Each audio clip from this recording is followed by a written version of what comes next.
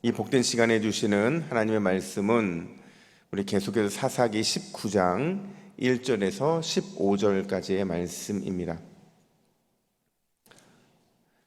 구약성경 394면입니다. 394면에 있는 사사기 19장 1절부터 15절까지 이런 공동체 되게 하소서라는 제목으로 오늘 말씀을 받겠습니다. 1절부터 교독하겠습니다. 이스라엘의 왕이 없을 그때에 에브라임 산지 구석에 거류하는 어떤 레위 사람이 유다 베들레헴에서 첩을 맞이하였더니 그 첩이 행음하고 남편을 떠나 유다 베들레헴 그의 아버지의 집에 돌아가서 거기서 넉 달 동안을 지내매 그의 남편이 그 여자에게 다정하게 말하고 그를 데려오고자 하여 하인 한 사람과 나귀 2마리를 데리고 그에게로 가매 여자가 그를 인도하여 아버지의 집에 들어가니 그 여자의 아버지가 그를 보고 기뻐하니라. 그의 장인 곧 그 여자의 아버지가 그를 머물게 하매 그가 3일 동안 그와 함께 머물며 먹고 마시며 거기서 유숙하다가 넷째 날 아침에 일찍이 일어나 떠나고자 하매 그 여자의 아버지가 그의 사위에게 이르되 떡을 조금 먹고 그의 기력을 돋운 후에 그대의 길을 가라 하니라.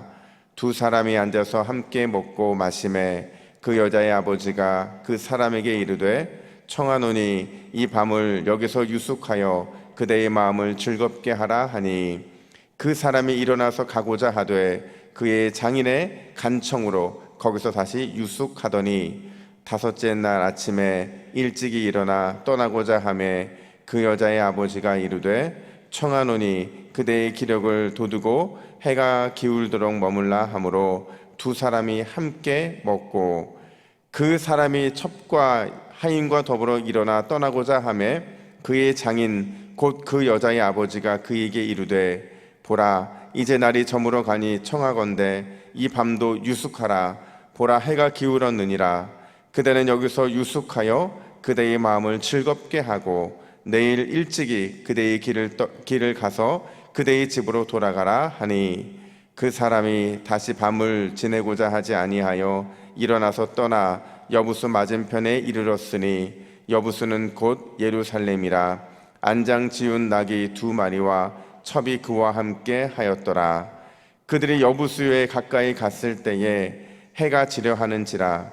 종이 주인에게 이르되 청하건대 우리가 돌이켜 여부수 사람의 이 성읍에 들어가서 유숙합시다 하니 주인이 그에게 이르되 우리가 돌이켜 이스라엘 자손에게 속하지 아니한 이방 사람의 성읍으로 들어갈 것이 아니니 기브아로 나아가리라 하고 또 그 종에게 이르되 우리가 기브아나 라마 중 한 곳에 가서 거기서 유숙하자 하고 모두 앞으로 나아가더니 베냐민에 속한 기브아에 가까이 이르러 해가 진지라 함께 했습니다. 기브아에 가서 유숙하려고 그리로 돌아 들어가서 성읍 넓은 거리에 앉아 있으나 그를 집으로 영접하여 유숙하게 하는 자가 없었더라. 아멘. 아마 여러분 잘 아시는 속담 중에서 배보다 배꼽이 크다라는 속담을 잘 아실 겁니다. 사전적인 의미는 이래요. 주된 것과 부수적인 것이 서로 뒤바뀌었다 이렇게 설명하거든요. 제가 청년부 담당할 때요, 한 자매가 이제 눈이 시뻘게 가지고 교회를 온 거예요. 또 교회 와서도 계속 조는 거예요. 그래서 왜 이렇게 힘들어하냐 그랬더니 그 청년이 하는 얘기가 패션 잡지 한 권을 사려고 8시간을 줄을 섰다는 거예요. 8시간 뭐 줄 서서 잠도 안 자고 그 줄 서 있었으니까 얼마나 졸립겠어요. 그래서 제가 얼마나 유명한 패션 잡지이길래 그렇게 오래 줄 섰냐고 그랬더니 잡지 때문에 줄을 선 게 아니라 잡지를 사면 주는 사은품 때문에 줄을 8시간을 섰다는 겁니다. 여러분 이해 안 되시죠? 저도 이해가 안 됐거든요. 근데 그 청년의 입장에서는 그게 너무 중요했던 거예요. 그래서 제가 이런저런 고민을 하다가 이게 옳은 행동일까? 근데 생각해 보니까요, 여러분 사은품이나 별책부록 같은 뭐 이런 걸 만드는 이유가요, 그런 소비 심리를 이용해서 만든 거예요. 그러니까 배보다 배꼽이 더 크게 해서 어떻게 해서든지 물품을 팔고 싶은 그런 마음에 만든 거거든요. 그러니까 지금 이 청년은 이 소비 심리에 흔들려서 진짜 배보다 배꼽이 더 큰 거를 구매하고 말았던 거죠. 여러분, 엄밀한 의미에서 사사기 17장부터 21장은요 사사기 안에 없어도 상관이 없어요. 굳이 있을 필요가 없는 게 사사기 17장부터 21장까지라는 거죠. 왜요? 사사들이 전혀 등장하지 않잖아요.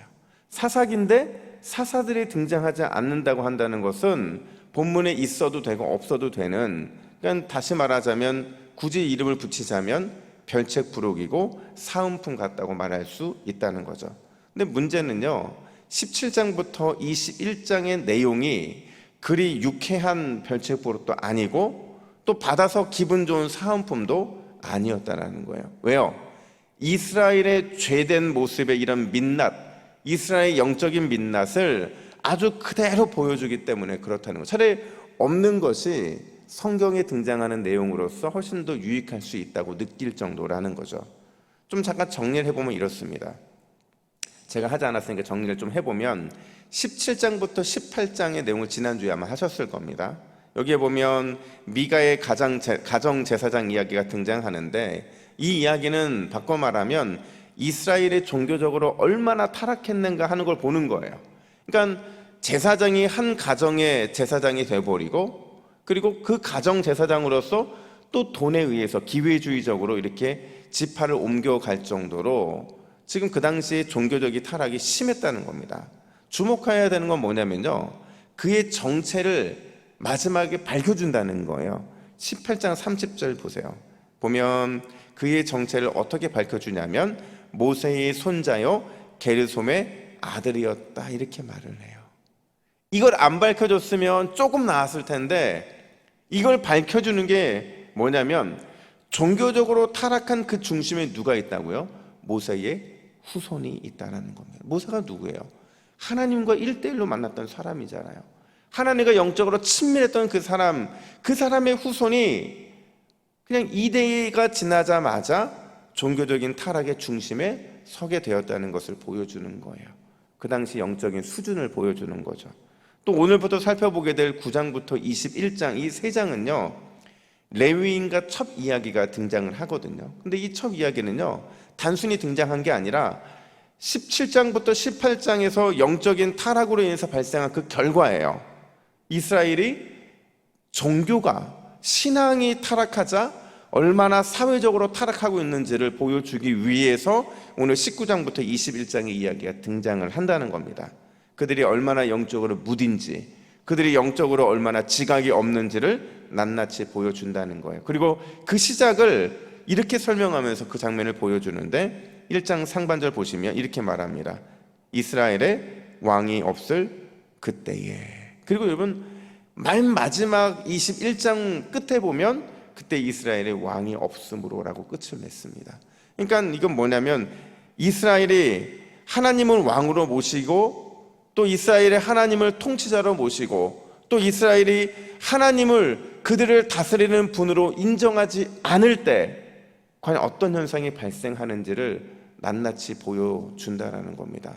여러분 이 세상이 진행되는 과정을 보면서 불편할 수 있어요. 왜냐하면 최근에 등장하고 있는 사회에 너무도 많은 이슈가 되는 그런 범죄들이 오늘 성경에 등장하고 있기 때문에 그런 거죠. 하지만 그건 뭘 보여주고자 하느냐? 하나님이 우리의 삶을 다스리지 않을 때 어떤 현상이 나타나는가를 보여주고자 사사기의 오늘 본문에 이 별책부록이 등장하게 된다는 겁니다. 과연 여러분 하나님이 우리를 다스리지 않을 때, 하나님이 우리의 통치자가 되지 않을 때, 우리의 왕이 되지 않을 때 과연 우리에게는 어떤 현상이 발생하게 될 것인가? 오늘 본문을 보면 그런 공동체는 산무 공동체가 된다 이렇게 설명을 하고 말아요. 그러니까 산무 공동체가 뭐냐면요 이스라엘의 하나님을 왕으로 통치자로 다스리는 분으로 인정하지 않을 때 나타나는 세 가지 현상인데, 첫 번째가 무감각, 두 번째가 무절제, 세 번째가 무질서라는 거예요. 좀 구체적으로 살펴보면 이겁니다. 오늘 본문에는 이 세 가지가 모두 다 등장하는데요 레위인은 무감각한 사람으로 등장을 하고 있어요. 자 여러분 여러분들은 저에 대한 기대감이 있죠. 또 우리 목사님들에 대한 기대감도 있을 것이고 또 전도사님들에 대한 기대감도 있을 거예요. 이런 기대감들이 왜 생겨요? 이런 기대감들이 생기는 이유는 저희들이 기본적인 신학 소양을 배운 사람인 것도 있지만 교회 리더로 세워졌잖아요. 한 부서를 이끄는 리더로 세워졌잖아요. 그렇다는 건 뭐냐면 그 사람이 그 리더로서 말씀을 전하는 사역을 하기 때문에 누구보다도 눈에 띄고 누구보다도 기대감을 갖게 되는 거거든요. 근데 여러분, 그 당시에 가장 사람들에게 주목받는 사람이 누구냐면 제사장들과 레위인들이었거든요. 왜요? 하나님의 성막에서 그 사명을 감당하니까. 근데 성막에 감당하는 그 사람들, 하나님의 말씀에 따라 살아가고 말씀을 가르치고 또 율법을 지켜야 되는 그 사람이 바로 레위인들이었는데, 그 레위인 중에 한 사람이 오늘 첩을 두었다 이렇게 말을 하고 있어요. 심지어 그 첩이 어떤 사람이라고 말을 하냐면요, 여러분 2절 말씀 볼까요? 우리 2절 말씀을 같이 읽습니다. 시작. 그 첩이 음행하고 남편을 떠나 유다 베들레헴 그의 아버지의 집에 돌아가서 거기서 넉 달 동안을 지내매. 여러분, 음행했대요. 근데 여러분, 그냥 음행한 게 아니고요, 근데 이게 참 재밌는 표현들인데, 음행을 다른 말로 말하면 화를 냈다 이렇게 설명을 할 수 있거든요. 이 똑같은 의미예요. 음행과 화를 낸 게 같은 단어의 의미로 쓰이고 있는데, 뭐 정리하면 이런 겁니다. 자신이 음행했음에도 불구하고 뉘우치지 않았다라는 거예요. 여러분 보세요. 영적인 지도자에게 첩이 있는 것도 문제인데 그 첩이 음행을 했대요. 그리고 그 음행에 대해서 뉘우치지 않았대요. 그리고 쭉 읽다 보면요, 그런 딸을 둔 아버지는 미안함도 느끼지 않고요, 또 남편이었던 레위인 역시도 그녀를 책망하지 않아요. 어떻게든 그녀의 마음을 이렇게 살려서 그녀를 데려오고자 합니다. 뭘 의미할까요? 그만큼 죄에 대해서 무감각했다라는 거예요. 여러분, 하나님이 우리의 통치자가 되지 않으면 우리는 바로 이렇게 무감각해집니다. 죄에 대해서, 우리의 행동과 잘못에 대해서 무감각해질 때가 많아요. 제가 한번 살아봤거든요.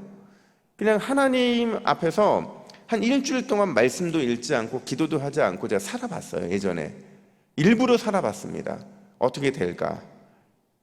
특별한 일을 나타나지 않아요. 근데 마음에 평안이 사라집니다. 그리고 습관에 따라 움직이는 죄의 욕망들이 자꾸 꿈틀꿈틀 올라오더라고요. 아마 그게 한 달 지속되고 1년 지속되면요, 하나님이 내 인생에, 우리 인생의 왕으로 우리의 삶을 다스리지 않으시면 우리는 금방 죄의 나락으로 떨어지고 말 거예요. 금방 티나지는 않아요. 하지만 서서히 죄에 잠식돼서 결국에는 죄에 대해서 무감각한 삶을 살아갈 수 있게 된다는 거죠. 이뿐만 아니에요. 오늘 본문 보면 레위인은 무절제한 사람이다 이렇게 말하고 있어요. 여러분, 오늘 본문에 가장 많이 등장하는 표현이 뭔지 아세요? 오늘 본문에 가장 많이 등장하는 표현이요, 먹고 마시고 라는 표현이에요. 뭐 먹고 마시는 게 뭐가 문제가 되겠어요? 근데요, 이 먹고 마시는 기간이 자그만치 며칠일까요? 5일입니다. 5일. 이 5일 동안은요, 이 레위인이 자신의 사명을 전혀 행하지 않아요. 단순히 먹고 마시지 않은 게 아니라 5일 동안 먹고 마시면서 자신에게 주어져 있는 레위인의 사명을 다하지 않는 것이 문제였다는 거예요. 여러분, 영적 지도자였잖아요. 사회 지도층이었잖아요. 그랬던 레위인이 이 정도였다고 한다면 아마 일반 백성들은 얼마나 더 무절제한 삶을 살았냐는 거예요. 자신만을 위해서 자신에게 주신 그 이스라엘이라는 부름받은 사람의 사명을 잊어버리고 얼마나 무절제한 삶을 살았느냐 하는 거죠. 근데 더 중요한 거는요, 죄에 대해서 무감각했죠. 또 삶에 대해서 무절제한 삶을 살았죠. 이런 삶을 살면 마지막으로 나타나는 세 번째 현상이 뭐냐면 사회의 무질서, 공동체의 무질서가 일어날 수밖에 없다라는 겁니다. 오늘 본문에 보면요, 얼마나 무질서한지를 어떻게 보여주냐면 15절 보세요. 우리 15절 말씀을 같이 읽습니다. 시작.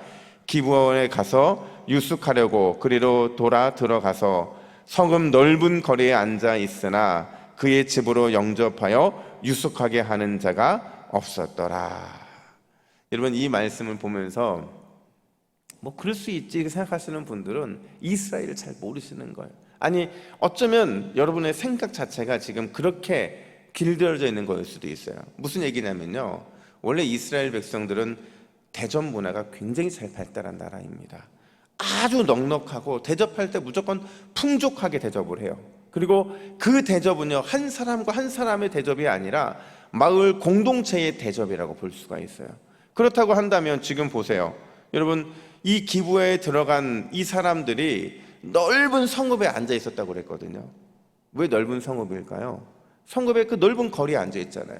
왜냐하면 누구든지 지금 나는 이렇게 여행하다 온 사람이니까 나를 좀 집으로 좀 초청해 주세요, 나를 환대해 주세요, 이런 지금 요청을 하고 있는 건데, 아무도 그를 바라보는 사람도 없고 그를 집으로 초청하는 사람도 없다는 거죠. 너무나 아름답고 좋은 미덕이었던 손님 대접이 깨졌다? 손님은 전혀 대접하지 않는다? 이건 뭐냐면 사회의 가장 기본적인 질서가 무너졌고요, 사회의 미풍양속이 파괴됐다는 것을 말하고 있는 거예요. 그러니까 무감각하고 무절제한 이런 삶은 결국에는 공동체를 완전히 황폐하게 만든다는 거죠. 여러분, 좋은 공동체일수록 대접이 풍성한 공동체인 줄로 믿습니다. 제가요, 우리 동부산로에 무슨 모임에 갈 때마다 들었던 얘기가 있어요. 그 얘기가 뭐냐면, 우리 동부교회는 뭐 하나를 대접해도 끝나게 대접한다는 거예요.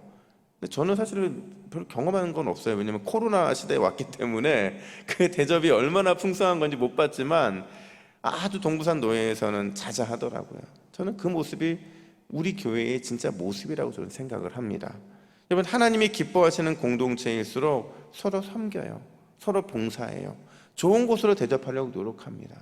이런 공동체일수록 여러분, 대접만 잘하고 섬김만 잘하는 공동체가 아니라 역순으로 가면요, 이렇게 대접 잘하는, 그리고 섬길 줄 아는 이런 공동체는요, 누가 뭐라 하지 않아도 스스로 절제할 줄 압니다. 이런 공동체는 영적으로 아주 민감한 그 민감성을 가지고 죄를 대적하는 공동체예요. 그래서 여러분, 우리는 더 많이 나눌수록 더 많은 은혜가 나누어지고, 더 모든 것을 베풀수록 더 많은 웃음꽃이 펼쳐지는, 활짝 피어나는 그런 공동체 속에 살아갈 수 있게 된다는 거예요. 제가 어떤 책에서 이런 얘기를 본 적이 있는데요, 여러분, 그런 생각 해본 적 없으세요? 만약에 천국에서 실제로 잔치가 벌어진다면 그 천국의 식탁 교제는 어떤 모습일까? 어떤 모습일 것 같으세요? 어떤 기쁨이 넘친 이런 공동체, 이런 그 천국 잔치일 것이고, 음식도 풍족할 것이고, 또 사랑도 가득한 식탁 교제가 이루어지겠지만, 그 책에서는 이렇게 말하더라고요. 가장 중요한 건 뭐냐면 숟가락이 한 1m 정도 되는 숟가락이라는 거예요. 천국은 왜 1m짜리 숟가락을 밥상마다 놨을까요? 왜냐하면 나 먼저 먹지 말라고, 내가 먹는 것에, 내 배를 채우는 것에 그 마음을 쏟지 말라고. 1m짜리 어떻게 내 입에 집어넣겠어요? 그 1m짜리 숟가락은 어떤 용도로 쓰입니까? 상대방을 먹여주는 거예요. 상대방의 필요를 채워주는 거예요. 질서 있게 서로 먹여주고, 절제하면서 상대방의 필요를 채워주고, 영적으로 민감하게 서로를 위해 봉사해주는 이런 식탁 교제가 있는 바로 그 공동체, 그 공동체가 천국의 식탁 교제의 공동체라는 사실이죠. 여러분, 이제 좀 있으면 이 코로나가 그냥 그 이전에 비포 코로나, 애프터 코로나가 아니라 이제는 어떻게 보면 위드 코로나 시대가 올 거라고 얘기를 합니다. 함께 가는 시대예요. 함께 가는 시대라는 건 뭐냐면 이제 서서히 교회에서도 소그룹이 풀릴 것이고, 이제 서서히 어쩌면 이 식사 교제가 시작이 될 거라고요. 여러분, 우리가 이 황폐해진 코로나 시대를 극복하기 위해서 필요한 게 뭐냐면요, 오늘 본문에 등장한 이 세 가지를 극복하는 거예요. 무감각을 극복하고, 그리고 무절제를 극복하고, 또 무질서한 것을 극복하기 위해서 우리는 노력을 해야 되는 거죠. 그래서 오늘 기도 제목은 간단합니다. 주여, 우리 교회 또 우리 가정이 이런 공동체가 되게 하여 주시옵소서. 어떤 공동체요? 죄에 대해서 민감성을 가진, 그 감각을 가진 공동체가 되게 하여 주시고, 나를 절제시켜서 상대방의 필요를 채워주는 그런 공동체가 되게 하여 주시며, 영적인 질서, 즉 사랑과 섬김이 풍성한 공동체가 되게 하여 주시옵소서. 우리는 선제적으로 이렇게 기도해야 돼요. 그러면 우리 동부교회는 반드시 우리의 바램과 기도했던 그것보다 이전보다 더 넘치는 그런 은혜된 공동체로 세워지게 될 줄로 믿습니다. 그 소망을 가지고 함께 기도하는 우리 모두가 되기를 예수님의 이름으로 축복합니다. 아멘. 함께 기도하겠습니다. 하나님 아버지, 코로나가 우리의 삶의 많은 것을 빼앗아 갔지만 믿음의 공동체는, 특별히 좋은 공동체는 영적인 복원력이 좋은 공동체가 될 줄로 믿습니다. 우리 교회가 질서 있는 공동체 되게 하여 주시고 절제 있는 공동체 되게 하여 주시고, 그리고 늘 감각 있는 그런 공동체가 될 수 있도록 인도하여 주시옵소서. 무엇보다 죄에 대해서 민감하고 나를 절제시켜 상대방의 필요를 가득 채워줄 수 있는 넉넉한 공동체가 되게 하여 주시며, 늘 사람과 섬김이 풍성한 공동체가 되어서 주님의 마음에 120% 만족시켜드리는 그 은혜된 공동체로 날마다 쓰임받게 하여 주시옵소서. 감사드리며 예수님의 이름으로 기도하옵나이다. 아멘.